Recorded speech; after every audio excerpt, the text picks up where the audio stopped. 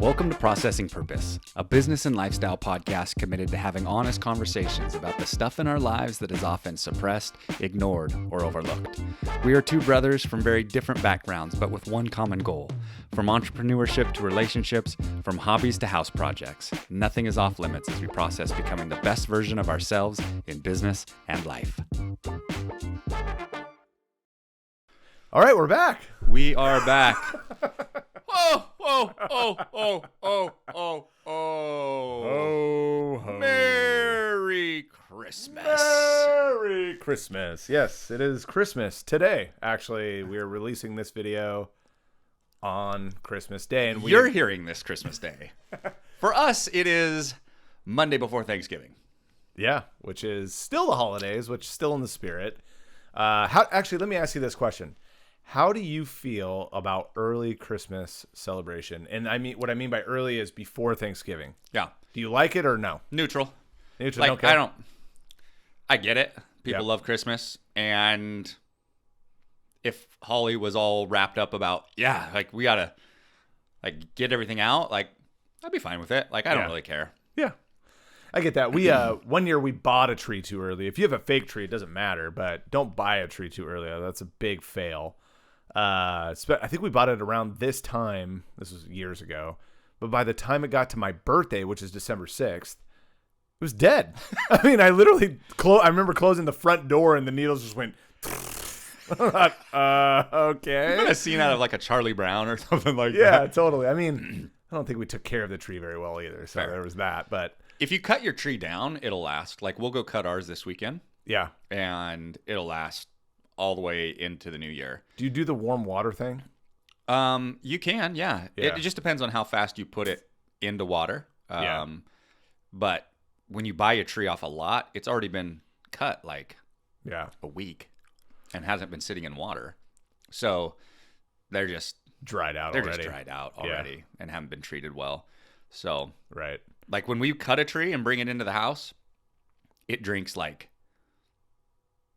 3 gallons of water in the first couple of days. I've heard they just lop off the tops of trees. Most commercial tree places anyway. I don't know. Which makes sense to me if that's what you're doing. I kind of appreciate that. That's a pretty smart way to harvest. Yeah?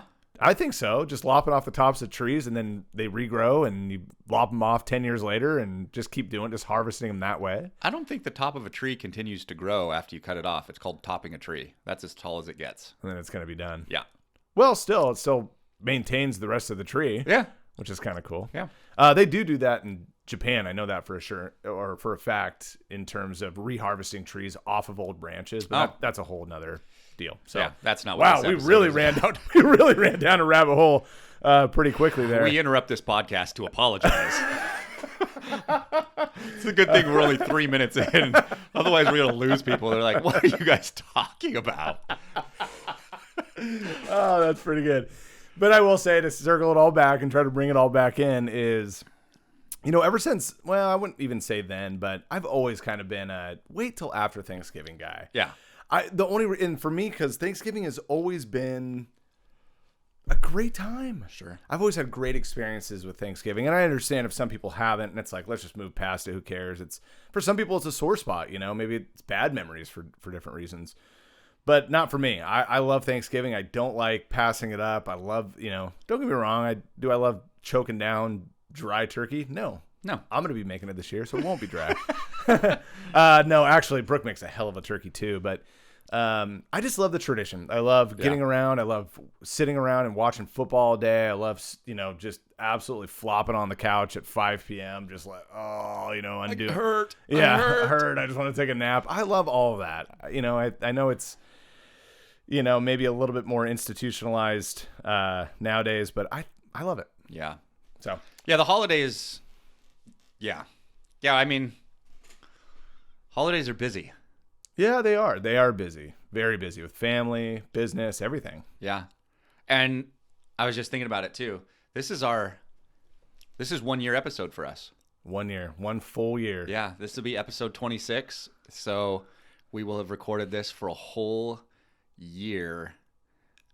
And that's a cool gift. That is a cool gift. And it's, you reach those markers And everything seems so far out, right? When you're getting started Sure. or you're starting to drum up ideas, everything seems so far down the line. When am I ever going to get there? But eventually you will. Yeah. Eventually you'll look back. You'll be standing at that place in your life, and you'll look back and realize how far you've really come. Yeah. And it's been a full year of okay, we've said it a million times. Actually, I mentioned that Tyler made a comment. Our brother-in-law made a comment. That we make comments on this podcast that we actually learn more than we say or teach or give or whatever else, because we are truly processing in the moment, right? Yeah, I actually go back and re-listen to all the episodes when they come out, because I feel like one is like, what the heck did I say? Because they usually come out 4 to 6 weeks after we record it. But I feel like I learn. Like, I'm like, wow, it was something you said, something I said that I didn't even realize. It's like, I might even need to listen to that one again. Yep. And take our own advice, right? How often do we give advice freely that is profound, but we don't actually do it? Yeah. I think that's true for a lot of people. And I think you can coach yourself into it becoming your reality, right? If you say it enough, you do it, you go through those motions enough, it becomes true for you. But yeah, I think it's really profound that we've made it a year. Yeah. For sure. Yeah. Good job. It's awesome. Yeah. Hey, well done. So today we want to talk about, as it's probably obvious, we're going to talk about the holidays a little bit. Yep. And what it means to us, the positive and the negative. Mm-hmm. Because as happy as the holidays are for some, they're equally hard for others. Mm-hmm. And I think we've both experienced some of that on both sides. And I think it's worth discussing. I think so. You're right. There's a lightheartedness about Christmas time, but there's also a heaviness about Christmas time. Whether your childhood or your life experiences may have been negative around those times for different reasons, maybe alcoholism, maybe abuse, whatever it might be. Yeah. We don't need to go down that rabbit hole too quickly, because that's you don't want to start meeting. There's a people lot at of the variations, wounds. Yeah, right? Totally. But pain. Yeah. And not only that, but we talked about, just the pressure of running your business around the holidays, Oof. right? Of scheduling employees, allowing people to take time off during a high pressure time of the year. Most people are trying to make goals by the end of Q4. Then you're trying to do that while you're taking time off, weeks off sometimes with family. And so hopefully most of you did a lot of that work on the front end so that you can enjoy the back end activities. But we just want to talk about the reality of how much stress can come from the holidays, not just how fun it can be. Because I love it. I love the holidays. I have a ton of fun doing it, and it's easy to go on that track and not touch on some of the things that are a little bit harder. Don't want to make it into a negative either, right? We don't want to turn Christmas into but it's reality. But it's reality, and I think it's important for us to relate to you and you to relate to us, and so on and so forth. So let's touch on business today. Okay. Let's touch on finances. Okay. Let's touch on maybe traditions. Okay. Might be kind of fun. Let's touch on, and then maybe some of the tough parts. When grief's involved, or when there's family dynamics, or of which we've experienced some of those. So let's see where it goes. But let's kind of try and hit some of the key points. So you started with business. Let's start there. One of the things that always bugged the heck out of me, drove me nuts, because I used to work in a sales environment. Right. And I remember coming into holiday season, which is really probably a week and a half, 2 weeks before Thanksgiving, I consider, all the way through the new year to like the first full week of January. Yeah. And I remember going into the end of the season, and our sales managers, our business development managers were always like finish strong, like work hard. And I'm checked out. I'm thinking about, the Seahawks playing on, Thanksgiving, and the meal that's going to be amazing. And, I got to buy a Christmas gift. And, I have a birthday gift for Holly also. And it's like all these things. And I'm supposed to be closing deals, and the people you're calling are like, yeah, we're just busy right now. contact us wanna after think the about this. holidays. Yeah. Is it realistic to think that you're going to have good production during this time period? It's funny because my common sense says there's no way we can have a realistic. It's just not possible. We keep doing it every year. Yeah. So what is that? Yeah. Like, what is this? Why do we continue to plan for Q4 to be like the end all be all to wrap the year up? And it's like, Unless you're in retail. Okay, if you're in retail, and I remember because I didn't mean to cut you off, but no. It's yeah. Because when we had the surfboard company, like Black Friday through, let's call it a week and a half before Christmas, kind of your shipping deadlines. Right. We're full. Busy. Because everybody's buying gifts. And that's also a stressful business to operate because now you have to hold your employees hostage during the holidays because you can't operate, right? You have to fulfill the need. So yeah, anyways, with business around the holidays, for me personally, I'm quite the opposite than retail, right? Where everything really slows down for us. There's not a heavy expectation around showings and things like that. Retail would be very stressful for me. I don't know. I really put a lot of emphasis on the holidays in terms of I don't want to say mental health. That's a stretch.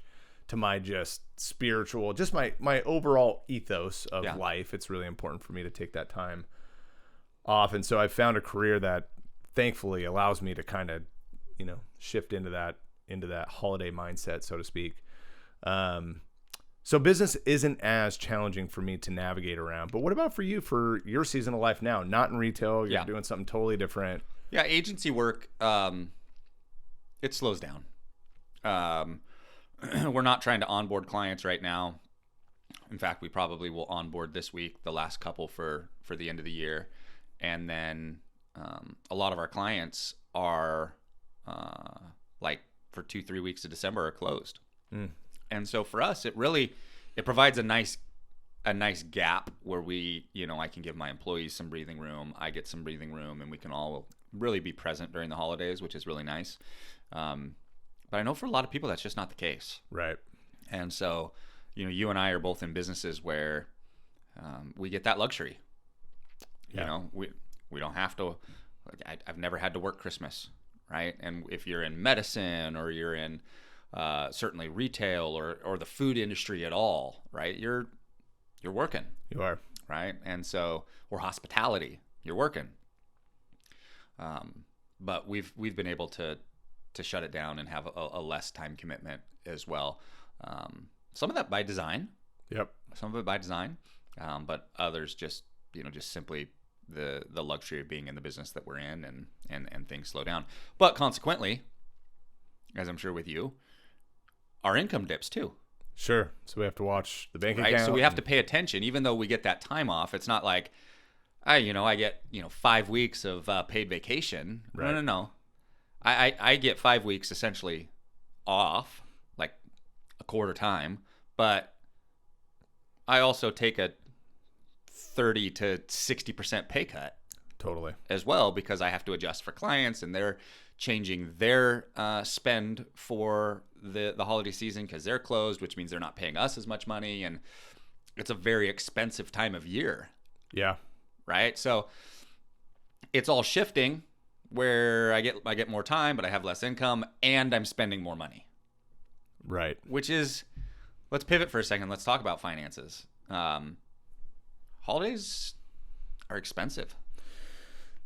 Well, they're expensive, and not only personally expensive, but holidays are expensive for your business because, again, you're trying to wrap the year up. You're trying to end well. You're trying to finish well. Paying bonuses. To your point, I don't know about you, but the majority of my expenses, especially marketing and everything else, really expensive in January through April because I don't have the income to match it. Right. Right. So I'm watching all of those expenses go out, and a lot of those are mandatory expenses, right, that you have to put out on behalf of your clients, your agents, everything else. I'm in the real estate game.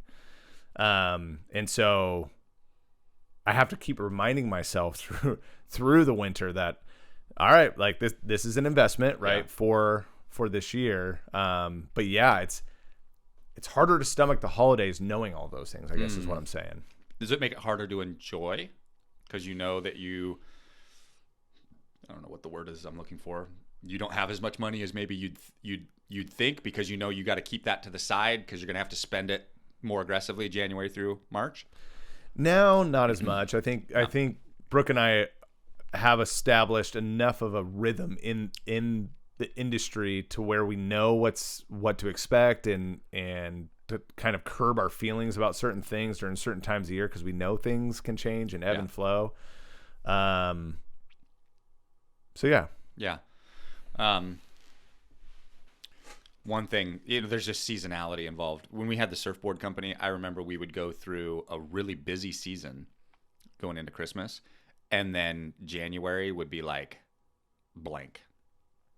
And it was the first 2, 3, 4, 5 years till you can start to see the pattern was like, did we just sell a surfboard to everybody in the country that wants to buy one because we haven't sold one all month? It was scary. Yeah. It was scary dealing with that kind of rebound, seasonality. And so, finances are tough business-wise, but finances can be tough family-wise too, at the family level. Like all the gifts that you're either buying or expected to buy or feeling like you want to buy, combined with, your income level, because it's all relative, right? I mean, you and I have been very blessed, but consequently, we spend more for Christmas and Thanksgiving and the holidays, right. And so it's all proportional. And I don't know about you, but I always look back and go, man, I spent more money than I meant to this holiday season.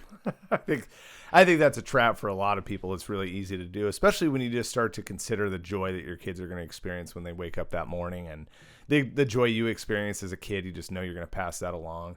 And so again, sometimes those can just be investments, when you can beat yourself up over it, or you can realize that, man, this is a relational investment. This is good for our family.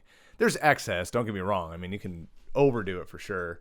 But no, I think around, finances with business are one thing. Because again, I think the first few years, like you, we were a little bit like, how do we do this?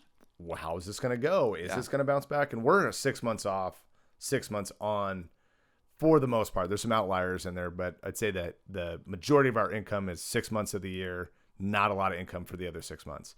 And that's a swing that most people can't stomach, that most people can't realize. But as long as you budget accordingly, right? And we do our best to stay within that framework as we can. But I guess I'm getting to the point that finances, family or business, are never constant. And the example I'm bringing up for my family is food, right? Like it's one thing to go, oh man, I overdid it for, the holidays for gifts, but am I even considering that next year I'm probably going to spend 20% more on food because my kids are getting older, bigger, faster, stronger, right? And food's getting more expensive. Right. And so, man, this has kind of opened my eyes a little bit. like we said, we're learning. I'm going to have to get ahead of this a little bit better, because I'm realizing that those changes are pretty rapid. And you have a big family. Yeah, we have a big family. We have 4 kids. And I mean, you do too. 3 kids is, three to 4, it's about the same thing. And so, and I got 2 boys, so they're going to eat a lot. Yes, absolutely. I remember Troy and Tyler telling us they used to drink like 3 gallons in their teenage years, 3 gallons of milk a day or something. A day? Between the 2 of them or something. Or maybe it was like a gallon of milk a day or something. I don't know what it was, but it was crazy. It was like, it's a lot of milk. So anticipating that for our family and anticipating more needs down the line. Finances I haven't thought about it a lot, to be honest with you. And I'd say to have this conversation now feels a whole lot different than it did even 5 years ago. Sure. But again, that's not a constant, right? You may be enjoying that feeling in this moment, but that's not a forever guarantee for anybody. We just had that conversation over the weekend with a friend, right? We're not going to get into that, but point is we don't know what changes are coming down the line. And so I think I think talking about finances right now is helpful for me. It really is. This is good. This is really good. I think the point there is just to be intentional. Like, know what's not going to stress you out to spend. and then commit to not spending more than that. Because as much joy as opening up that gift that your kid really wanted on Christmas morning, I'm not sure it's worth the stress of having the credit card payment in January. No. And ultimately, let's be honest, 90% of the stuff that we give our kids ends up being given to Goodwill within 12 to 24 months. Do you guys do anything as a family to give back around the holidays? Good. Yeah. So, yes, every year. So here in town, we have something called the Mend, Upper Valley Mend. It's meeting each other's needs with dignity. Yeah, it's essentially a lower income assistance program. And so each year they do a huge toy drive and things like that. So every year our family goes and we help with it. We help organize the toys and pass them out and just get everything ready. And so we're involved there. But Holly and I just last week, in fact, had another conversation about there's a little disconnect there, because you can only see so many people that come through. Right. And a lot of it is really more in the giving of our time for prep is where most of that stuff comes from versus like day of. So there's a bit of like, we recognize, especially with younger kids, like, yes, this is helpful. We're volunteering. It's positive, but we're not necessarily seeing the impact of that. And so this year, what we're going to do is we're going to try and get involved in serving food somewhere. Love that. Whether that's, a soup kitchen or, something in that regard where we can actually have more of a hands-on, experience. Meeting people, seeing people. Yeah. And for any of you out there too, that may be in the camp of, I probably should go there, right? Not necessarily, if you want to go help, do that. But I mean, for your children, right? Let's say you're in a bracket where I don't have the extra means to go out and, rack up a bunch of credit card debt and take on that stress and just to make my kids happy for a day. But there's also the feeling of, well, I also don't want to be seen by my community as poor and, incapable or whatever else that might come with that stigma. There's some perception. Right. And I get it. I totally understand it. But I just want to remind you that I went through that myself. And it's humbling. And I totally understand the feelings around it and the resistance to it. But you have to realize that not taking advantage of those services provided to you and your family because you are in a scenario of life where it makes sense for you to receive those gifts. Yeah. You are taking away the joy from the people who are giving their time and energy and talent to bless your family. Does that make sense? There's this weird I just don't let that go. Yeah. Let that go, right? Ego and pride. Yeah. Man, these families are showing up because they want to love on you. And you're going to rip that joy away from them? Come on. What are we doing? Yeah. So if any of you are out there wondering, hey, do I want to take on financial stress around the holidays? You don't have to. There are programs around that will absolutely bless you and your family. I've been a part of them. Yeah. On the receiving end and on the giving end. Yeah. They exist. Go take advantage of them. Yeah. Has the holidays always been positive for you? Have you had hard holidays? It's interesting. That's a great question. And as I don't remember them being hard as a kid, but as an adult looking back, I realized that there was brokenness to it, right? My parents were divorced. They got divorced when I was 7 or 8. Wow. And so I preface it with, I was 8. I didn't really know what was going on. I didn't have the fortitude to really know what was happening other than mom and dad just don't seem to want to live together anymore. Sure. But looking back, you're in a way you're getting double the presents, so that's kind of cool. Yeah. So I'm not gonna lie, but in another way, you're going back and forth on the day of Christmas, sharing, Christmas Day with both parents. Right. Now, I will say that, thankful to my parents and God bless my parents for making Christmas amazing for us, no matter what, right? Wow, dude, you got 2 Christmases. Boo for you. Yeah. It was in that light, I had 2 amazing parents, right? I could have easily have not and had a crappy Christmas or a crappy set of circumstances, but they did their best to make it great for us. And so I'm forever grateful for that. But, splitting time between two houses, it's different. Yeah. It's a different feeling for sure. Yeah. How about you? Not until, no, for the most part, holidays were always pretty positive. But with everything that's happened with our family recently, with Chris dying, my brother-in-law. Your cousin passed away a few years before that. My cousin passed away. Yeah, you're right. A few years before that. Like, holidays can bring a lot of pain, especially when they're firsts. Right after Chris got murdered, and because that was 2 years ago, end of September, and so we went right into the holiday season, and is that when you guys went to Omaha together? Was that around the holidays, or was that right around September, right around when he passed? Yeah, we went to Omaha right after for service and everything. For holidays, we let my sister decide. Like, what sounds good to you? Yeah. And she just said, I want it to not feel like Christmas. Ah, okay. So if we can all just be together and have it not feel like Christmas, that would be great. And so for us, that meant we got a house in Phoenix.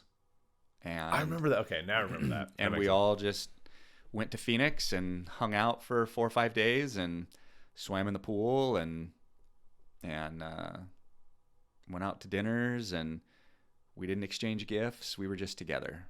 And it was really hard. Yeah. Not because we weren't doing Christmas, but just because of what it all meant.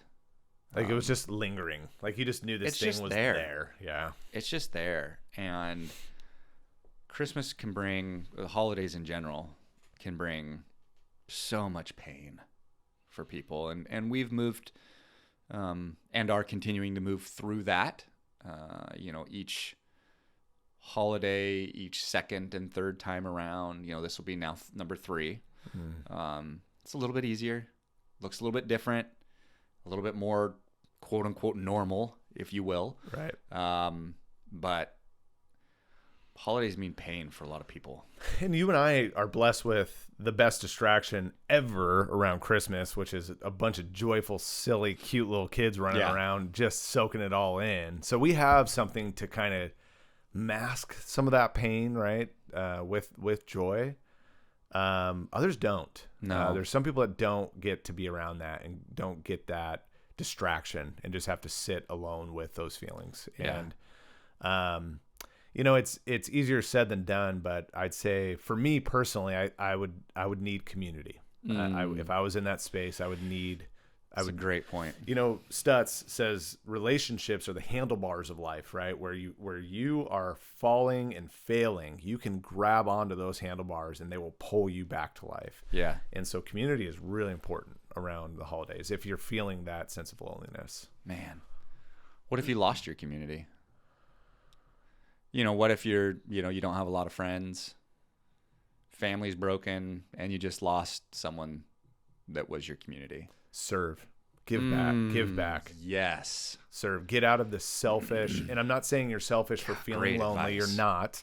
Those are real feelings, and they matter, and you need to work through them. But for me personally, I think, like we've talked about, the part of your brain that handles anxiety is the same part of your brain that handles gratitude.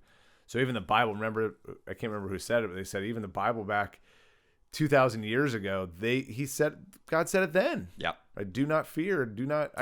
They knew that if you were grateful, that all of that other stuff would fade away. And I'd say in the same way, service to others helps melt loneliness. God, that's so good.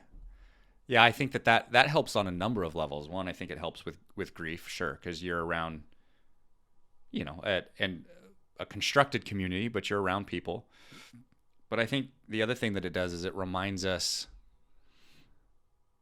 that as bad as it feels, it could probably get worse. Yeah. Like, it's perspective bringing, right? Right. Whether that's, avoiding the financial discomfort of the season, feeling like you're lacking or you can't buy that gift that you'd really like to buy for, your son or daughter or significant other.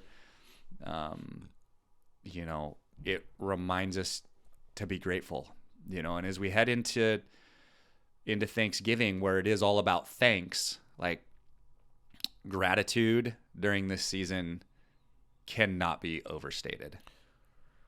Yeah, I'd say even with all of the oddities over the last few years, right? Like compounding gratitude, like to the point where it's maybe even feels silly, right? That like, man, I'm overdoing it here. No, you're not. You're probably keeping up with those oddities and other things that are changing so rapidly in your life. We've got to stay grateful for what we have. We are leaps and bounds ahead of our ancestors. You know what I mean? Like we're enjoying things today that we never have before as a human race. And so, anyway, I kind of went on the existential route there. No, I mean, there's so many dynamics. Like you watch the movies, you see the commercials, the energy in the store's fun, but not only is there grief and pain because of loss, but there's also just like dysfunction. Yeah. That has to be navigated too. And people that are like, I am never going to so-and-so's house again for Christmas, right? I am never going to your brother, sister, right, mom, dad, cousin, aunt, uncle, because they are out of their mind or whatever, right? Right. There's barriers that we all put up. And I remember, I would say a full decade for Holly and I. Christmas, Thanksgiving was the hardest part of the year. Because it's stressful. We fought a little bit, but neither of us were on the same page of how to spend our time, where to spend our time. And there was, should I call it dysfunction? I didn't want to be with her family at all. And that was a season incredibly fair to have that feeling. Yeah. Yeah. Yeah, I wasn't there for that season, but I know that about that season, and I get it. Yeah, they, and I'm going to say it was kind of holistic. It was holistic. It wasn't a person. There were some that were a little bit more accepting than others, but for the most part, Holly's family didn't want me around, and that's not fair. I didn't feel welcome. I don't think that they would have intentionally said that or acted in a way that like you don't belong here. But I wonder how many people listening have felt that feeling of not feeling welcomed. But that is not a good feeling. I did not enjoy it. There was,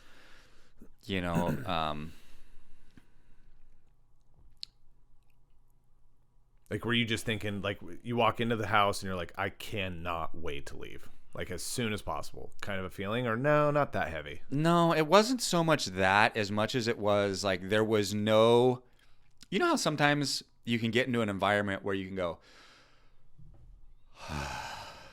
just organic, natural, right? You just kind good. You can, if you put it in kind of this, battle environment, you can kind of be like, I can set my armor down. I'm not trying to deflect fiery darts. I can be me. I can be me. I can be present. It's kind of that feeling when you walk into your home, right? Sometimes, and I recognize there's broken homes as well, but we all have those places. For some, it might be going into the woods. It might be going home. It might be going back to mom's house or whatever, where you're like, tranquility. Gosh, this just tranquility. This feels good. Like I would walk in and it's like armor on. Yep. And I operated from a place of being defensive because I knew that everything was going to be said with a slant. And even if that wasn't their intention, that was my perception. So a little bit of confirmation bias built into that. Yeah, absolutely. But we did not get along for a decade.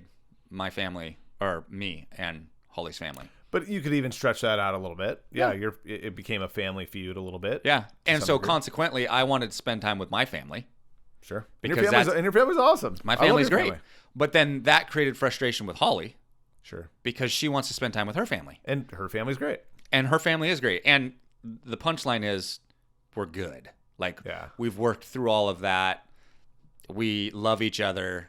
It's a very healthy, blessed place to be now.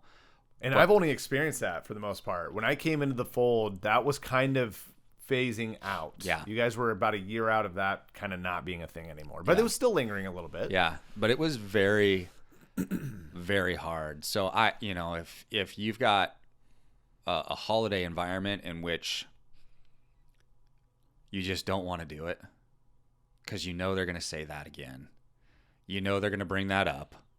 You know that it's going to feel this way or that way. Like, been there. And you want to know what actually helped? I had to work on myself. That's, boy. Here we are. Most of the time we're like, it's them. And I'm not saying it wasn't. But you know what allowed them to adjust? Was me. To show up differently, to be differently, to receive, to respond, to be present differently. When I started genuinely working on being a better version of myself, it's amazing how they met me there. Man, I think I've mentioned it on this podcast, but have I talked about the UPS drivers or the FedEx drivers? I can't remember which one they were, but there was a guy that was recording them on the Ring, his Ring camera or whatnot. And he started to report their behavior because it was getting worse and worse and worse, to the point where they were literally throwing the boxes from their truck onto smashing against the front door. When you watch when you watch the camera, you're like, how are all of these guys not fired right now? This is crazy. And so, but of course they're having a hard time finding talent and employees and all that. So people are getting away with bad behavior. Yeah. And so this guy had the same feeling and thought, what if I changed my behavior? What if instead of blowing them up and cussing them out and turning them into their company, what if I were to care for them? What if I were to show a little compassion? Maybe they're having hard days. Maybe they're running around dropping Amazon boxes off till 10:30 p.m. every night because we have an incessant need to consume as a society. Whatever, right? And so he just flipped the switch on this attitude, starts leaving them bottled water, starts leaving notes, thank you for all your hard work, I really appreciate you, to the point where all of these guys started shifting their behavior, waving into the camera saying thank you, thumbs up, finding other boxes other companies have set and setting them up perfectly next to his door so he can, they completely shifted their behavior because he did first. Yeah. Your universe is a reflection of you in some regards, right? And if you show up defensive and looking for that, oh, there it is. I knew you were going to bring that up. Guess what? It's going to be there. And I had to change. That's the punchline. I had to change. And so if you're trying to figure out how do I do another holiday season? Try show up different. And you know what? It may not make a difference this year or next or the year after, but it will. If you change the way you look at the things you look at will start to change. 100%. Yeah. Yep. And we're not minimizing it. We're not, no, it's trying hard to say this is easy peasy, nope. Dust yourself off, get up and figure it out. We're saying just make small incremental efforts toward it and things will start to change for the better. Luke is walking, breathing, freaking proof of it. I've watched it unfold over the last decade. Yeah. Trust this man when he tells you, make those changes now. Yeah, I'm a very different version of myself today than I was a decade ago. Totally. As we all are, but mine was super intentional. Yeah, never changed core to who you are. No one would ever want that to change. But in terms of just kind of I would say what's shifted most in you that I've seen is how you look at others, right? You find value in others where I think there was a season, and honestly, a lot of it has to do with just being an arrogant 20s-year-old, whatever. Yeah. All of us have gone through that. Yeah. Hello. Where you think you got it all figured out, and you're going to tell the world what is going to happen instead of you go through your 30s, 40s, you start to realize there's a lot of gray. There's a lot more gray to this than I thought, I originally thought. And I think it's a really healthy shift for most of us. But what's cool about you and watching you go through it is it wasn't by happenstance. It was by intentional effort. Yeah, it was. That was the difference. Mm-hmm. It was like, I want this to change and I'm going to change. And it wasn't like, oh, I don't like how I'm being treated here, so I think I just naturally need to do this. You're like, nope, I'm going to do it. Yeah, I wanted to see the world differently. Yeah. And I still do.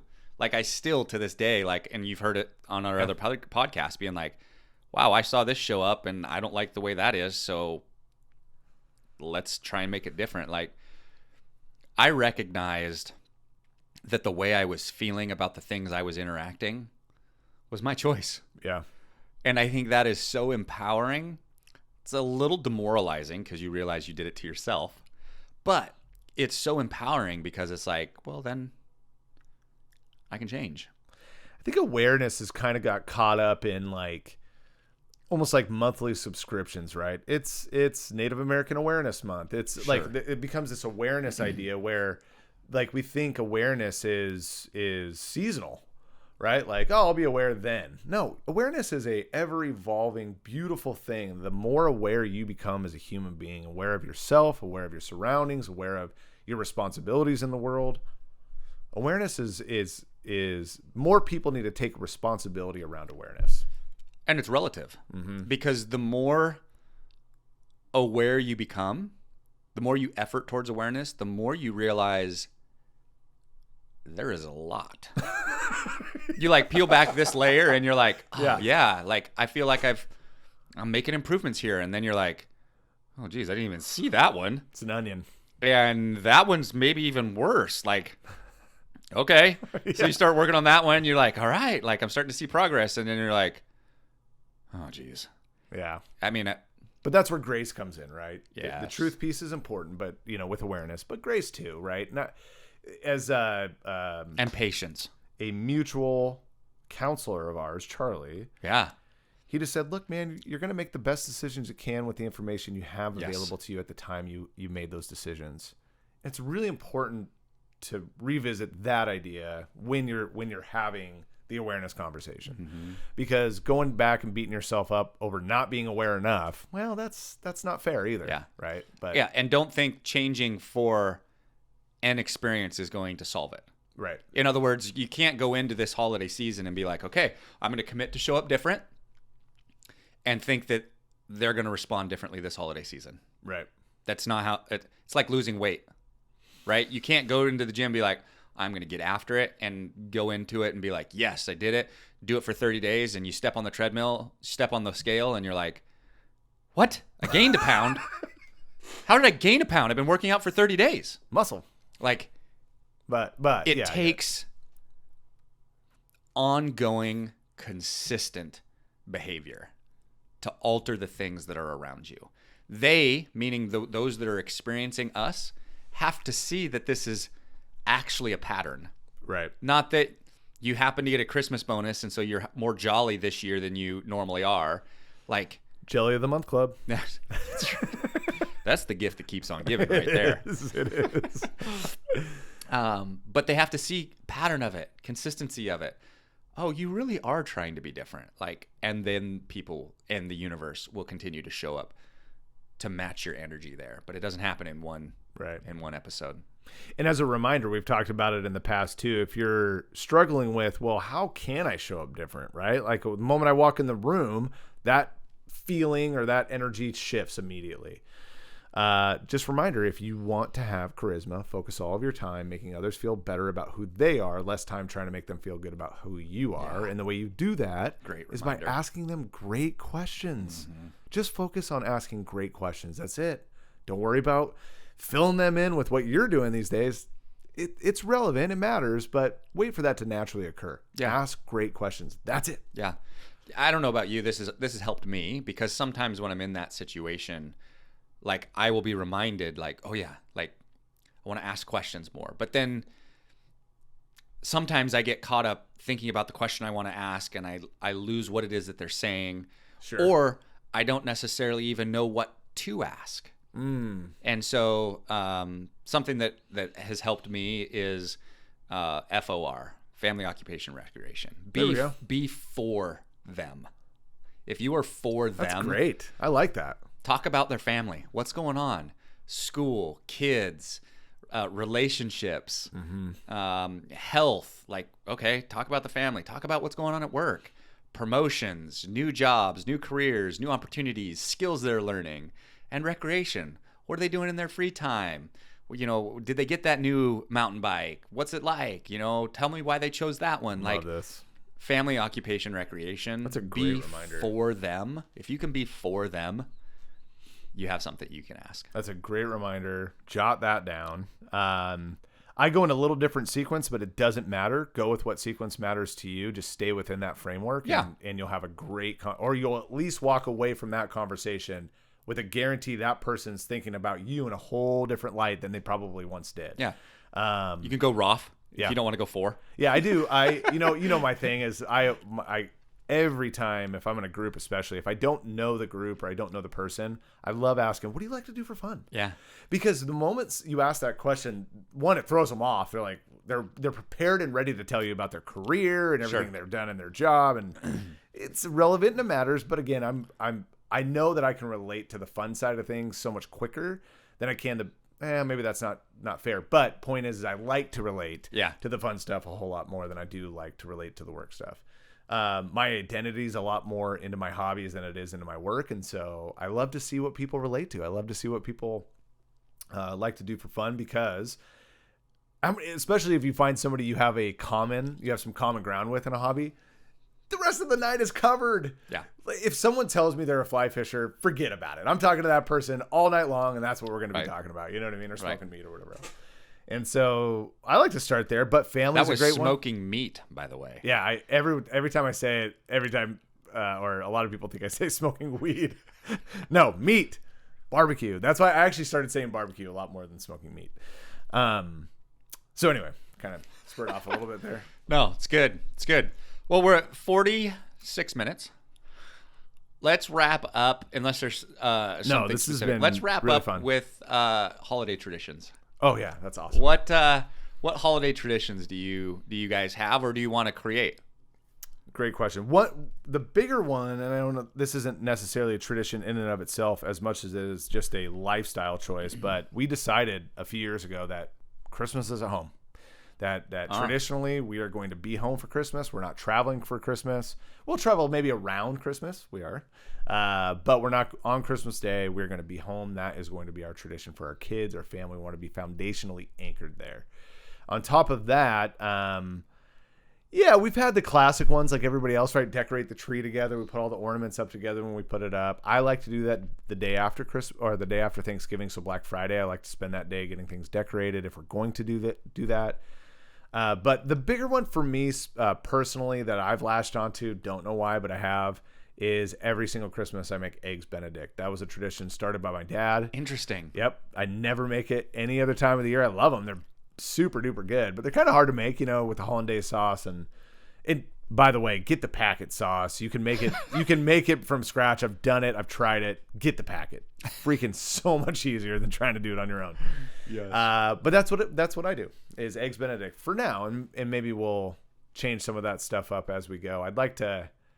I don't know. I kind of want to do something on Christmas Day or maybe even the day after where we do some sort of big barbecue and sledding deal with the friends or something. Be kind of cool. That's great. For us, we have 2. One is we always go and chop down our tree. So we don't go to a lot. We go into the woods. Yeah, we load up the truck. We get a permit from the Forest Service. We load up in the truck and go to Forest Service land and look for the Stokes family tree. And they don't get a little one, by the way. No. We have huge ceilings in our living room. I think we have, 16-foot ceilings or something like that. So, but you guys get it to the top pretty much every time. As close as we can get. In fact, I usually have to talk Holly off a ledge. She's like, "Oh, babe, look at that. That's perfect." I'm like, "That's a 45-foot tree."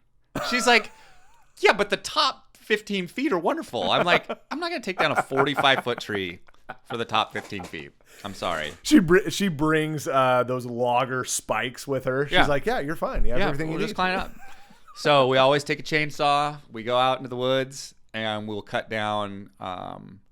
We get 5 trees is what we do. So because you put some, yeah, because we have guest house, and so we put some guest house, put them out front, and but one big one for our living room, and how much are the permits? How much do those cost? $5. Oh, That's pretty awesome, actually. Yeah. So it's $5 for each tree, for each tag. And so, instead of, if you go to a lot and get a 15-foot tree, I don't even know what they cost now, but 150? I would think at least. Yeah. I remember like a 5 and 6 foot tree was like 60 and $70 before we started doing this. Yep. When we were in Southern California. So yeah, I would think at least. And so there's just something special about a real tree and the smell of it in your living room and then the experience of cutting it down and trying to drag it back to the truck and trying to strap 5 trees into the truck, and you kind of feel like Clark Griswold with it everywhere. I was gonna say. So that's always fun. And then the other thing that we do is on the gift giving side, we effort towards experiences, not stuff. And so Love that. we don't for the most part, we don't buy toys. What we do buy is we kind of have a little saying. I'll do my best. It's something you want, something you need, something to wear, and something to read. Okay? That is such a wonderful little So tradition. that's what we do buy. Something you want. So it'll be, something that they want. Yeah, but probably something smaller and cuter. Yeah, something that you need.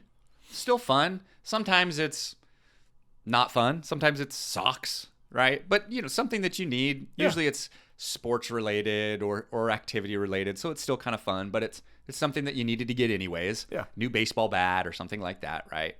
Something to wear. So a new outfit for school or something like that. Yeah, gloves or a beanie or something like that. Yeah. And then something to read. So those are the 4 things that we buy. Everything else is experience based. So we'll take a trip together or, something like that. So that's what we try and do on the gift side. One, it helps control spending. Yeah. Because you kind of narrow it down. These are the 4 things that, and they get to be a part of the discussion, right? Sure. The kids get to be a part of the discussion. But it really curbs overspending. But then really the focal point ends up being the experience. Well, that's what you're going to remember. That's right. The gifts that you give, they're going to go in the garbage or Goodwill eventually, and no one's ever going to think a thing about them. But yeah, the experiences are absolutely, I love that. I'm all about experiences. One of my weird traditions I'm creating on my own that I need to stop is my birthday is close to Christmas. Yeah. But what I'm doing is I just did it is I'm the run up to it. I'm like, oh, I'll just buy myself my own Christmas gift and birthday gift in one. And then Brooke doesn't have to worry about it. But it's becoming this weird thing where I'm just like, again, I could be taking that joy away from her. I don't know if that's necessarily the truth, but if anybody wants to know, I got a 20 gauge shotgun and I'm feeling pretty good about it. That's hilarious. But I keep doing that. And I don't know if I want that to be a tradition. So I need to stop buying my own stuff 3 to 6 weeks before Christmas. Yeah. Anyways. The holidays are complicated and wonderful and full of joy and full of pain, and we're all experiencing it differently. Yep. And we would be remiss if we did not say Merry Christmas to Merry all Christmas, of you. everybody. Merry Christmas to your families. We hope today is amazing and full of love and grace and joy. And then next week we'll talk about New Year's resolutions, which is going to be a fun topic in and of itself. We'll kick it off then. But Merry Christmas to you and yours. Merry Christmas. Merry Christmas, Luke. Thank you for tuning in to Processing Purpose. We hope you grabbed a few golden nuggets to take one step forward in your journey of life and business. Please remember to like and subscribe our channel if you'd like to get more content to help you build and grow everything around you. Make today your best day. Today is day 1.